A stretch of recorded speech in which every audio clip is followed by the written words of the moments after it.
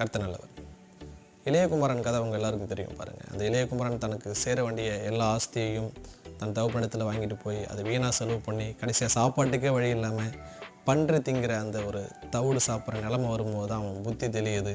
தன் தகப்பனுடைய வீட்டில் வேலைக்காரனுக்கு கூட பூர்த்தியான சாப்பாடு, நான் இங்கே சாப்பாட்டுக்கு கஷ்டப்படுறேன் அப்படின்னு சொல்லிட்டு திரும்ப தன் தகப்பனிடத்தில் போய் ஒரு வேலைக்காரரில் ஒருவராக தன் தகப்பனிடத்தில் போகலாம் அப்படின்னு சொல்லிட்டு போகும்போது தான் அந்த தகப்பன் அவனை வேலைக்காரரில் ஒருவராக அல்ல, தம்முடைய சொந்த பிள்ளையாகவே ஏற்றுக்கொள்கிறார்.